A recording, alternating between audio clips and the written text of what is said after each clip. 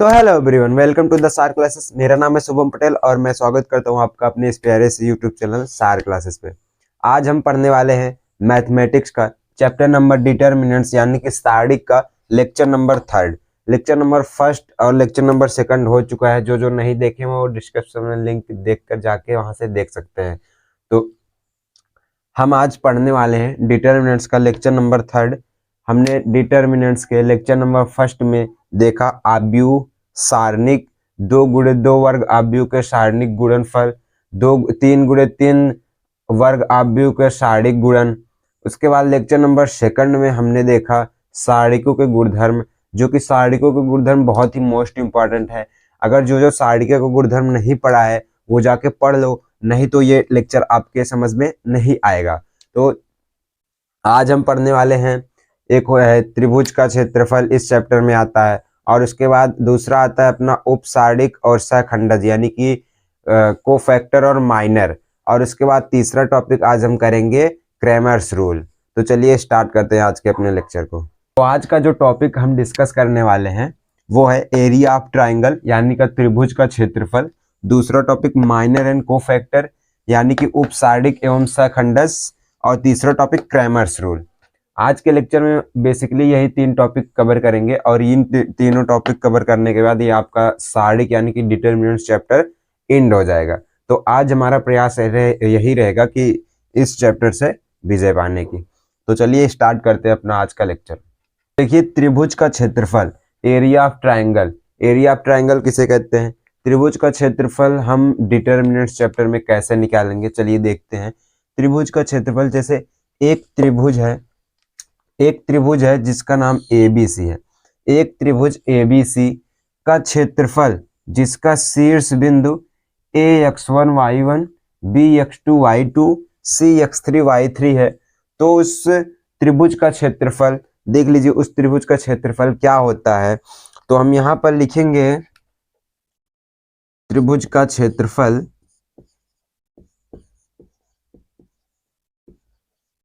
किस त्रिभुज का क्षेत्रफल?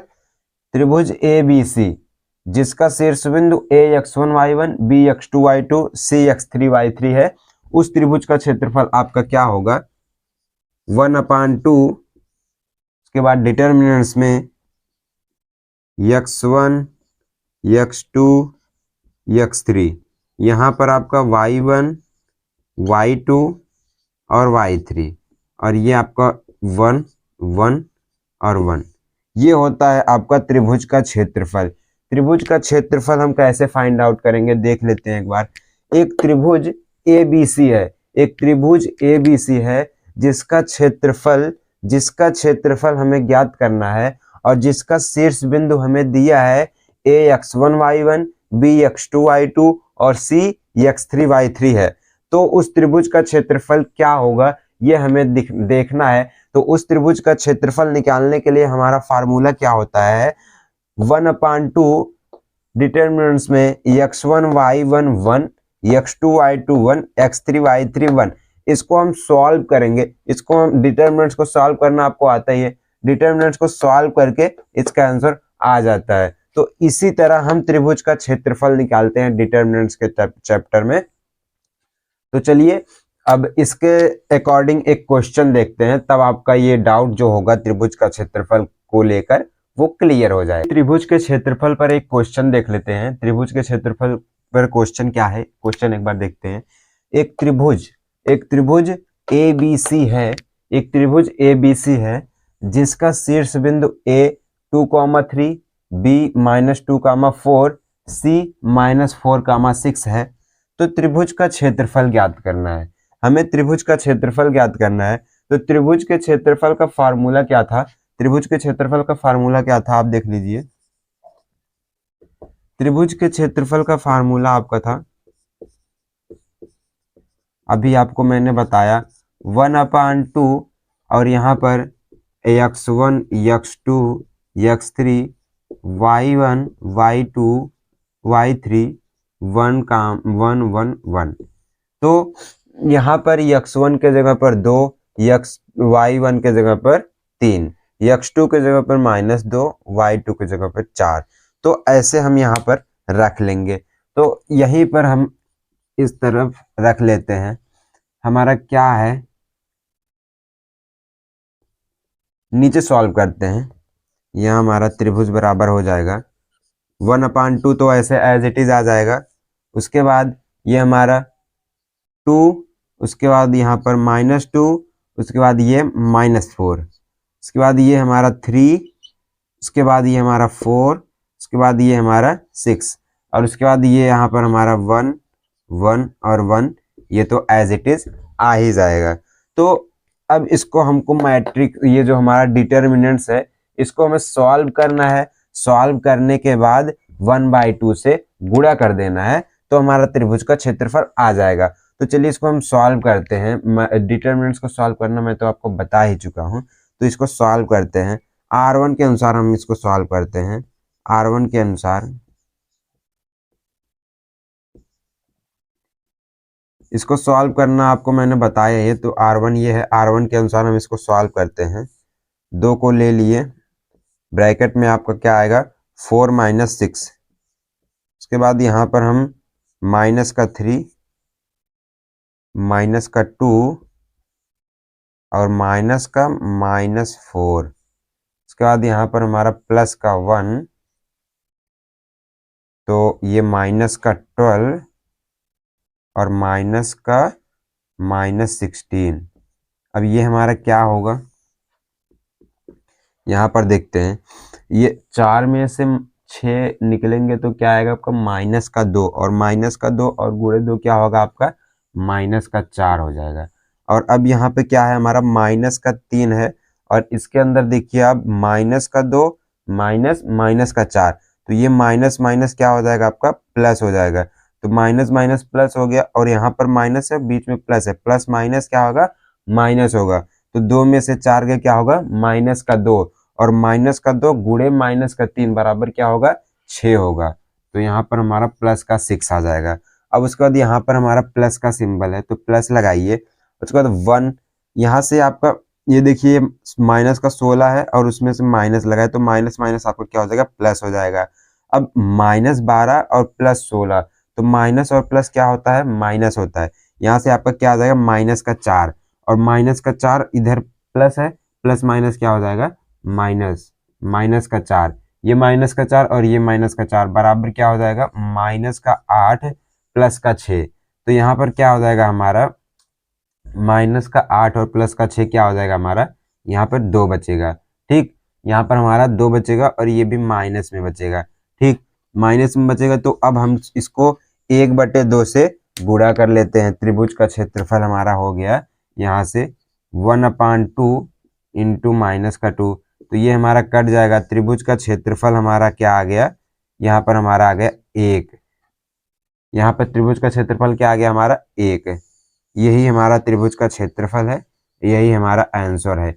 ये हमारा आया तो है माइनस में, आया तो है माइनस में, लेकिन यहाँ पर इसमें त्रिभुज के क्षेत्रफल में आप एक टॉपिक नोट करके लिख लीजिएगा कि जब जब त्रिभुज का क्षेत्रफल निगेटिव आता है तो हम उसको मॉड में ले लेते हैं। मॉड में क्यों ले लेते हैं, ताकि उसको हम पॉजिटिव कर सके, क्योंकि क्षेत्रफल कभी भी ऋणात्मक नहीं होता है। इसलिए हमारे त्रिभुज का, इस क्वेश्चन का हमारा त्रिभुज का क्षेत्रफल क्या आ जाएगा 1 आ जाएगा। तो आशा करते हैं कि ये क्वेश्चन आपको समझ में आया होगा।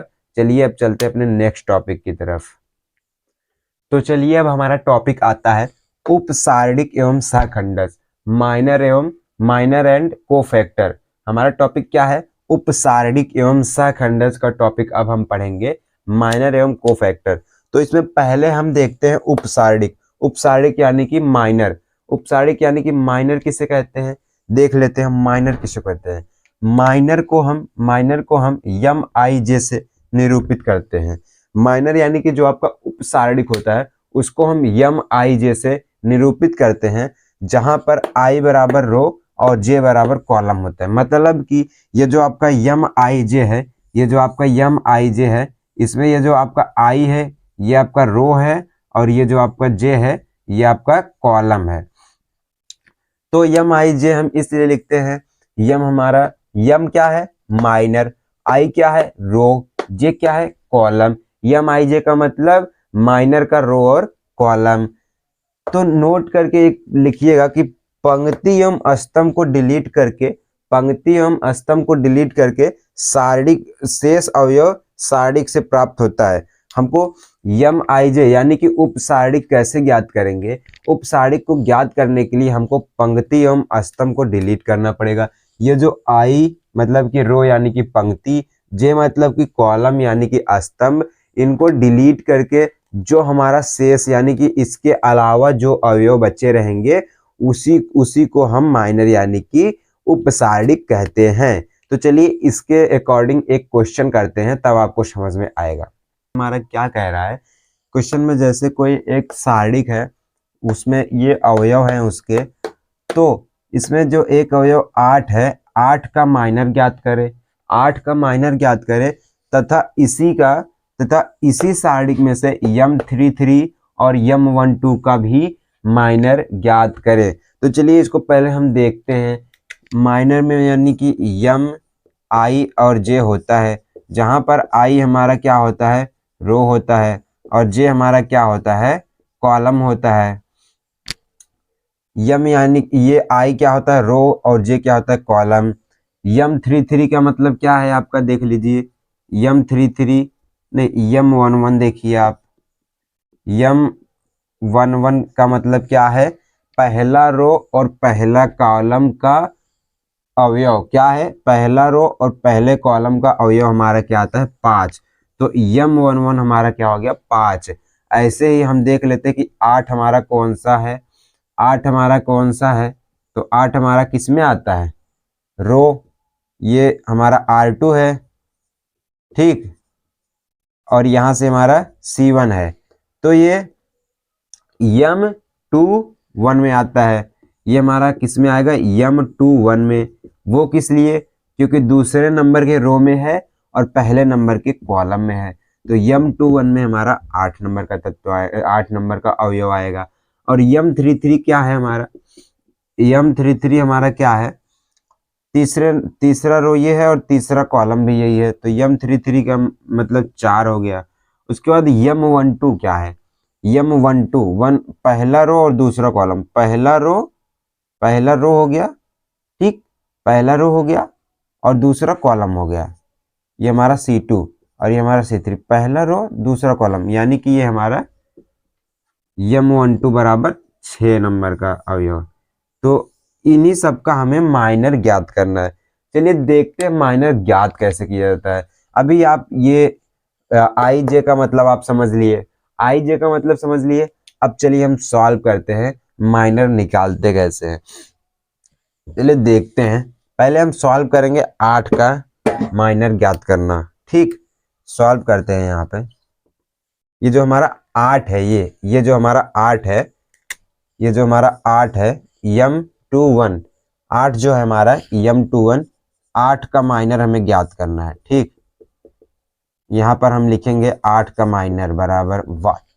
तो 8 का माइनर बराबर M21, तो यहाँ से हम लिखेंगे M21 बराबर ये हमारा 8 है, ठीक। तब अगर हम 8 से प्रसरण ये यहाँ R2 से प्रसरण करेंगे, तो पहले तत्व को अगर हम इसका सारणिक निकाल रहे हैं, तो ये और ये तत्व, ये वाला रो और ये वाला कॉलम, ये क्या हो जाएंगे? छुप जाएंगे। उसके बाद हमारा क्या बचेगा? हमारे पास बचेगा 9, 1, 3 और 4। M21 में हमारा यही बचेगा।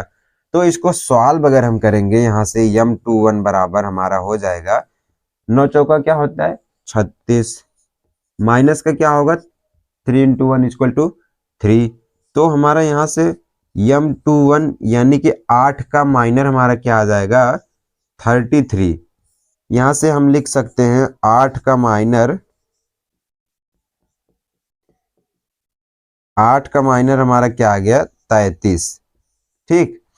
तो अब इसी हिसाब से ऐसे ही हम कर लेंगे अपना। ये 8 का माइनर क्या आ गया? 33। कैसे हमने निकाला वो आप देख लीजिए। 8 कौन सा तत्व है हमारा? 8 कौन सा अवयव यहाँ पे है? R2 और C1 में है, यानी कि M21 है। तो अगर हम इसका सारणिक निकालेंगे तो ये और ये छुपेगा, बचेगा 9, 1 और 3, 4। 9 1 और 3 4, तो 9 चौका 36 होता है आपका, और 3 इक्कम 3 होता है। तो M21 का मान इसमें से ये गया, क्या आ जाएगा 33। तो 8 का माइनर हमारा क्या होगा 33। इसके बाद अब हमारा क्या आता है, इसके बाद हमको क्या सॉल्व करना है, M33 का माइनर। ठीक है, M33 का माइनर हमको अगर ज्ञात करना है, M3 पर हमारा कौन सा अवयव आता है, ये 4 आता है। तो यहाँ पे हम लिखेंगे 4 का माइनर, 4 का माइनर यानी कि M33 हमको ज्ञात करना है। यहाँ से M33 बराबर आपका हो जाएगा, ये जो 4, अगर इसका सारणिक ज्ञात करना है हमें, तो ये वाला और ये वाला छुपेगा, तो आपके सामने क्या बचेगा 5 6 8 और 9। तो इसको अगर हमको सॉल्व करना है, M33 बराबर आपका आ जाएगा यहाँ से 9 पचे 45 माइनस 8 छक्का 48। तो यहाँ से आपका M33 बराबर आपका आ जाएगा -3। यहाँ से M33 बराबर आपका -3 आ जाएगा। अब ऐसे ही हम M12 ज्ञात कर लेते हैं। M12 मतलब कि हमारा कौन सा है, 6 नंबर का ये। तो अगर हमको 6 का माइनर ज्ञात करना है, 6 का माइनर ज्ञात करना है, तो ये वाली स्तंभ और ये वाली पंक्ति छुप जाएगी, तो बचेगा आपका 8 1 2 और 4। तो यहाँ से हम लिखेंगे M12 बराबर 8 1 2 और 4। तो उसके बाद अब यहाँ से हमारा M12 बराबर हो जाएगा 8 चौका 32 माइनस का 2। तो हमारा M12 बराबर क्या आ जाएगा 30। तो इसी को कहते हैं आपका माइनर, और ऐसे ही निकाला जाता है आपका माइनर। बहुत ही इजी है माइनर निकालना। जैसे मैंने यहाँ पर 1 2 और 3 अवयवों का इसमें से माइनर निकाल के आपको बताया है। अगर नहीं समझ में आया तो चलिए एक बार फिर से देख लेते हैं। जैसे कोई हमारा सारणिक है, उसमें ये हमारे अवयव हैं उनके, तो उसमें से हमें एक अवयव 8 है, उसका माइनर ज्ञात करना है। 8 का माइनर ज्ञात करना है, तो ये 8 हमारा किस नंबर पे आता है, रो दूसरे नंबर पे और कॉलम पहले नंबर पे, मतलब कि ये M21 पे आता है। तो M21 पे अगर इसका हम सारणिक ज्ञात करेंगे, तो ये वाला और ये वाला छुप जाएगा, तो आपके सामने बचेगा क्या 9 1 और 3 4। तो यहाँ से सारणिक कैसे ज्ञात करते हैं, प्रथम विकर्ण का गुणनफल माइनस द्वितीय विकर्ण का गुणनफल। तो ऐसे करके हम ज्ञात कर ले M21 बराबर 33 आ गया, मतलब 8 का माइनर हमारा क्या है 33। अब उसके बाद M33 का ज्ञात करना है, M33 यानी कि 4 का ज्ञात करना है माइनर। तो M33 अगर इसका माइनर ज्ञात करना है हमें, तो ये और ये छुपेगा, तो आपके सामने क्या आएगा 5 6 8 9 5 6 8 9। तो यहाँ से हमारा M33 का आंसर आ गया -3। उसके बाद हमको ज्ञात करना था M12 का। M12 में हमारा ये वाला अवयव आता है 6 नंबर का। तो 6 नंबर का अवयव अगर आता है, इसका अगर हमें निकालना, तो ये वाली स्तंभ और ये वाली पंक्ति छुपेगी, तो बचेगा क्या 8 1 2 और 4, 8 1 2 और 4। तो M12 का मान यहाँ से हमारा आ गया 30। तो उपसारणिक हम समझ लिए, यानी कि माइनर हम समझ लिए। अब हमारा टॉपिक आता है सहखंड। सहखंड यानी कि कोफैक्टर। कोफैक्टर को कैसे हम सॉल्व करते हैं, चलिए देख लेते हैं। कोफैक्टर यानी कि इसको हम AIJ से निरूपित करते हैं, यानी कि प्रदर्शित करते हैं। इसको हम AIJ से लिखते हैं, जहां पर I रो और J कॉलम, ये तो आप जान ही गए हो। तो इसको हम कोफैक्टर यानी कि सहखंड निकालते कैसे हैं, उसका एक फॉर्मूला होता है।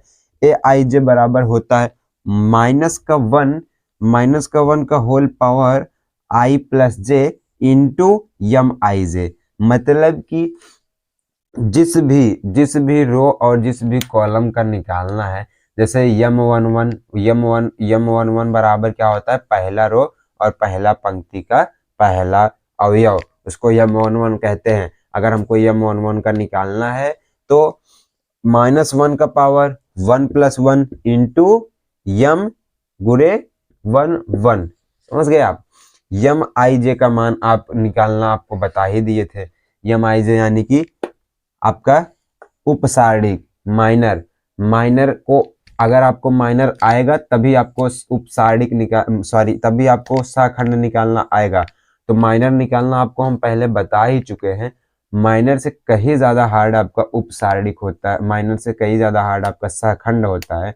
सहखंड यानी कि आपका कोफैक्टर होता है। तो कोफैक्टर निकालने के लिए हमारा एक फार्मूला होता है AIJ बराबर -1 का whole power I plus J गुणे यम आई जे। उसके बाद अगर ए आई जे बराबर हमारा यम आई जे होता है, मतलब कि अगर ए आई जे मतलब कि आपका ये हो गया ए आई जे मतलब कोफैक्टर, यम आई जे मतलब माइनर। जब हमारा कोफैक्टर और माइनर बराबर होता है तो इसका मतलब आई प्लस जे सम होता है, आई प्लस जे सम होता है। जब ए आई जे बराबर माइनस का यम आई जे, जब हमारा सहखंड उपसारणिक का मतलब सहखंड धनात्मक और उपसारणिक ऋणात्मक रहता है, तब हमारा ये जो आई प्लस जे का मान होता है वो विषम होता है। तो उपसारणिक निकालना हमको आ ही गया है। उपसारणिक हम कैसे निकालते हैं, यम आई जे करके हम उपसारणिक निकालते हैं। उसके बाद सहखंड आपका आता है, सहखंड हम कैसे निकालते हैं, सहखंड को हम ए आई जे से प्रदर्शित करते हैं। सहखंड को हम कैसे निकालते हैं, ए आई जे बराबर होता है, आपका फार्मूला होता है माइनस का 1 होल पावर आई प्लस जे इंटू यम आई जे। इस फार्मूले का यूज करके हम निकालते हैं आपका सहखंड। तो चलिए इस फार्मूले का यूज करके हम कोई एक क्वेश्चन देखते हैं और आपको समझाते हैं कि सहखंड कैसे निकाला जाता है। अवयवों का सहखंड निकालना है। C2 हमारा ये होता है C1 C2 C3, ये हमारा R1 ये R2 ये हमारा R3। तो C2 मतलब कि इन सभी अवयवों का हमें निकालना है सहखंड। सहखंड निकालने से पहले हमें क्या निकालना पड़ेगा, उपसारणिक। उपसारणिक निकालने के लिए हमें क्या करना पड़ता है, यम आई जे लगाना पड़ता है। तो जैसे अगर हमको 3 का निकालना है, 3 का निकालना है हमें, चलिए निकालते हैं। 3 का हमें निकालना है क्या, उपसारणिक। पहले उपसारणिक निकालेंगे फिर उसके बाद सहखंड निकालेंगे। तो 3 का अगर हमें उपसारणिक निकालना है तो इसको और इसको हम क्लोज करेंगे, फिर क्या आएगा आपका 5 या 15 माइनस 8 सत्ते 56। ये 15 माइनस का 56 आपका आ जाएगा, कितना आ जाएगा, ये आपका माइनस का 41 आ जाएगा। आपका माइनस का 41 आ जाएगा। 3 का माइनर, 3 का माइनर, यहाँ पे हम माइनर देख रहे हैं, ठीक, यहाँ पे हम माइनर देख रहे हैं। तो यहाँ पर पहला देख रहे हैं हम 3 का माइनर हमारा क्या आ जाएगा, 41 आएगा।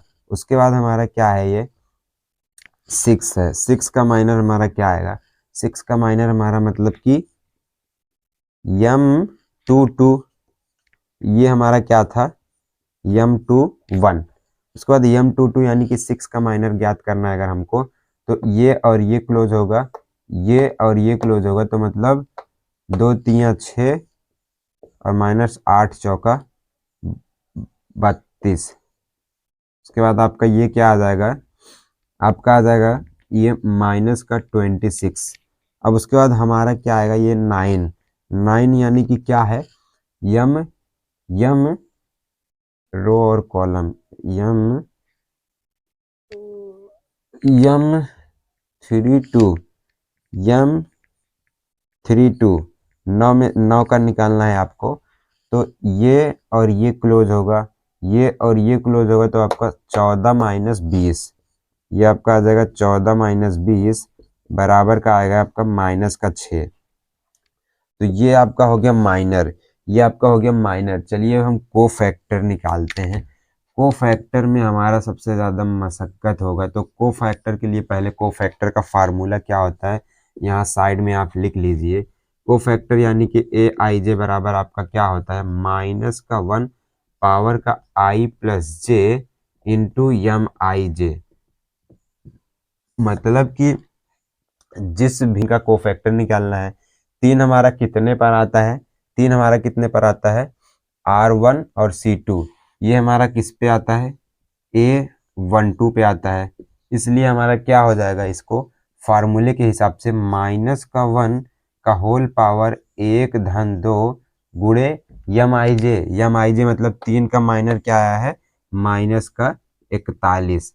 अब इसको निकालेंगे हम तो क्या आएगा, इसका पावर 1 ही आएगा, तो 1 गुणे आपका माइनस का 41 बराबर आपका माइनस का 41 ही आएगा।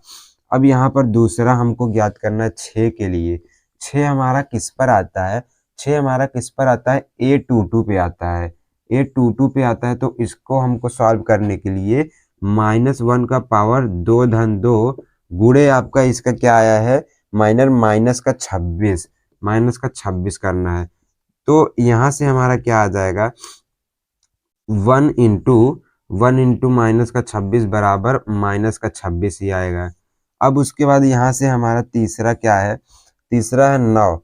तीसरा है 9, 9 किस पे है आपका, R3 और C2, मतलब कि A32 पे है, A32 पे है आपका। तो यहाँ से -1 का पावर 3 + 2 हो जाएगा, इंटू इसका आंसर, इसका माइनर माइनस का 6 आया है, तो इसका उत्तर भी माइनस का 6 आ जाएगा। तो ये आपका माइनर हम निकालें, यहाँ पर हम कोफैक्टर निकाले। कोफैक्टर जो हम निकाले हैं वो सभी फार्मूले पर ही निकाले हैं। आप देखिए कोफैक्टर का फार्मूला क्या होता है, ए आई जे बराबर -1 पावर आई प्लस जे इंटू यम आई जे। तो -1 का पावर आई प्लस जे, आई ये हमारा क्या है, A12 है, तो ये हमारा आई हो गया और ये हमारा जे हो गया। तो -1 का पावर 1 + 2 इंटू माइनस का 41 कहाँ से आया, यम आई जे से।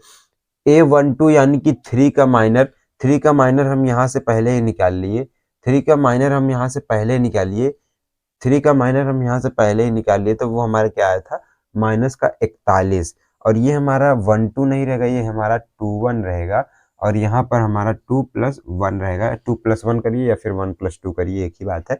तो ये हमारा माइनस का 41 आ गया हमारा कोफैक्टर। ऐसे ही इसका भी, ऐसे ही इसका भी कोफैक्टर हमने निकाल लिया। अब हम देख लिए माइनर और कोफैक्टर कैसे निकालते हैं, सारणिक में माइनर और कोफैक्टर कैसे निकालते हैं हमने देख लिया। अब चलिए हम अपने इस चैप्टर का लास्ट टॉपिक देखते हैं। लास्ट टॉपिक यानी कि क्रैमर्स रूल। चैप्टर का हमारा लास्ट टॉपिक है क्रैमर्स रूल। इस चैप्टर का हमारा लास्ट टॉपिक है क्रैमर्स रूल। क्रैमर्स रूल क्या होता है देख लीजिए। इस विधि से हम 2 या 2 से अधिक चर वाले रैखिक समीकरण को हल करते हैं। 2 या 2 से अधिक चर वाले रैखिक समीकरण, पहले तो आप रैखिक समीकरण देखिए। रैखिक समीकरण क्या होता है आपका, 2 या 2 से अधिक चर वाले रैखिक समीकरण को हम इसमें हल करते हैं। जो कि होता है क्या आपका, जैसे आपका होता है ये a1x प्लस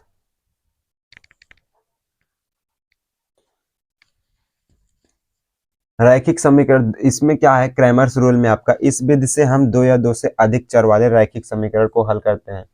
2 या 2 से अधिक चर मतलब कि इसमें 2 या 2 से अधिक चर होंगे। चलिए देखते हैं, 2 या 2 से अधिक चर यानी कि 3 चर, 4 चर, 5 चर। तो इसमें क्या होता है हमारा, basically a1x plus b1y plus c1z बराबर आपका होता है d1। इसी को कहते हैं हम, जो हमारा नेक्स्ट चर आता है, ठीक। और दूसरा हमारा क्या है, a2x plus b2y plus c2z बराबर आपका आता है d2। तीसरा आपका है a3x plus b3y plus c3z बराबर आपका आता है d3। यही है हमारा 2 चर से अधिक वाले रैखिक समीकरण है ये हमारे। इन्हीं का सारणिक हमको सॉल्व करने के लिए क्रैमर्स रूल की आवश्यकता पड़ती है। तो चलिए देखते हैं इसमें कितने चर हैं और कितने अचर हैं। तो देखिए इसमें 3 चर हैं। चर इसमें कितने हैं, चर इसमें 3 हैं। 3 कौन कौन से, ये d1 d2 और d3, ये हमारे चर हैं इसमें। और अचर इसमें कितने हैं हमारे, अचर हमारे इसमें 9 है। 9 कौन, a1 b1 c1 a2 b2 c2 c3 b3 और b3 और c3z, ठीक। ये हमारे अचर हैं, ठीक। अचर इसमें हमारे कितने हैं, 9। x plus b1y plus c1z बराबर d1, a2x plus b2y plus c2z बराबर d2, और a3x plus b3y plus c3z बराबर आपका d3। तो इसका हमें क्या लिखना है, हमको इस गुणांक का सारणिक लिखना है। इस गुणांक का सारणिक हमारा क्या होता है, यहाँ पर देख लीजिए। इस गुणांक का सारणिक हमारा क्या होता है, a1 b1 और c1। इस गुणांक का सारणिक हमारा क्या होता है, A1 B1 C1 A2 B2 C2 A3 B3 C3, ये हमारा इस गुणांक का सारणिक होता है।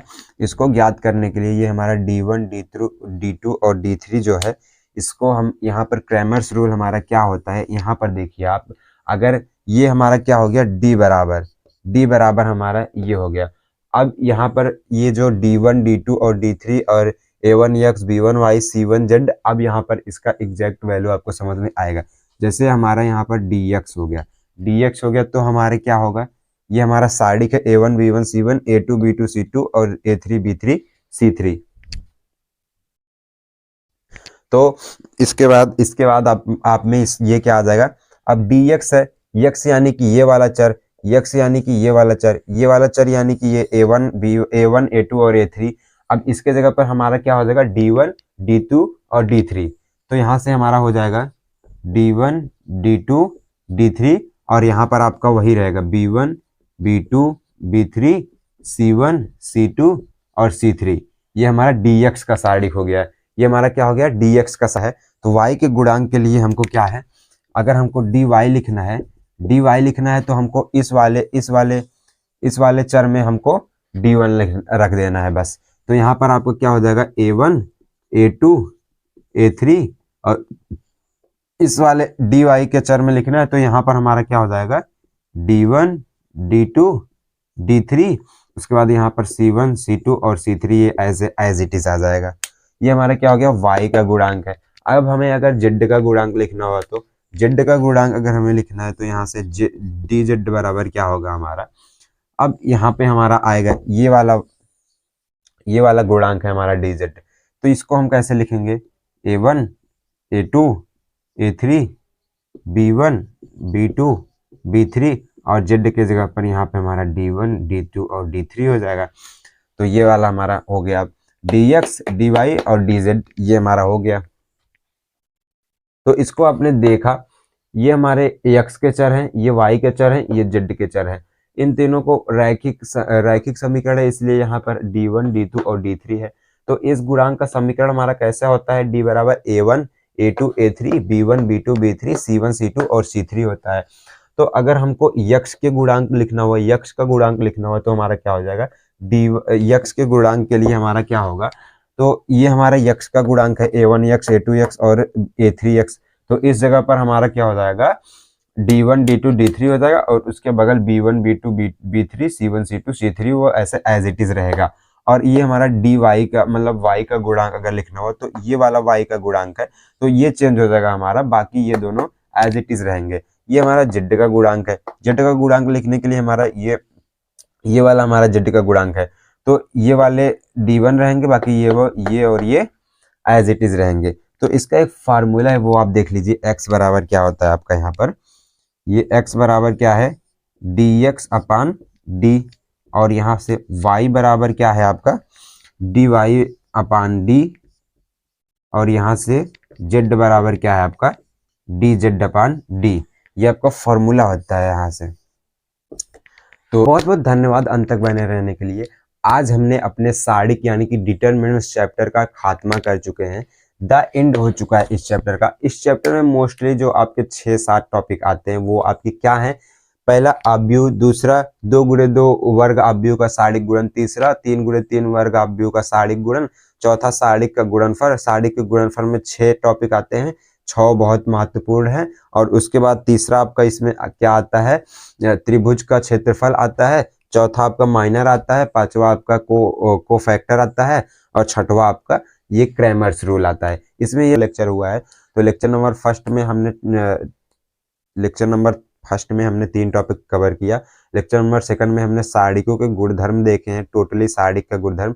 लेक्चर नंबर थर्ड में हमने यहाँ पर देखा, लेक्चर नंबर थर्ड में अभी हमने देखा त्रिभुज का क्षेत्रफल, कोफैक्टर, माइनर और उसके बाद क्रैमर्स रूल। ये तीनों टॉपिक बहुत ही मोस्ट इंपॉर्टेंट है। अगर आपको कोई टॉपिक समझ में ना आया हो तो आप कमेंट में लिख सकते हो, उसको हम फिर से ढकेलेंगे किसी वीडियो में।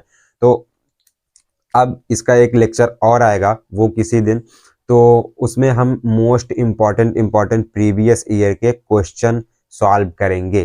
तो आज के लिए बस इतना ही। तो तो आज के लेक्चर को हम अंत करते हैं बस एक छोटी सी मोटिवेशनल लाइन के साथ। जब टूटने लगे हौसले तो ये याद रखना, जब टूटने लगे हौसले तो ये याद रखना, बिना मेहनत के हासिल तक तो ताज नहीं होते, और ढूंढ लेते हैं अंधेरे में ही मंजिल अपनी, ढूंढ लेते हैं अंधेरे में ही मंजिल अपनी, क्योंकि जुगनू कभी रोशनी के मोहताज नहीं होते, जुगनू कभी रोशनी के मोहताज नहीं होते। बाय बाय, मिलते हैं आपसे डिटर्मिनेंट्स के लेक्चर नंबर 4 में। उसमें हम मोस्ट इंपॉर्टेंट प्रीवियस ईयर के क्वेश्चन लेंगे। तो धन्यवाद।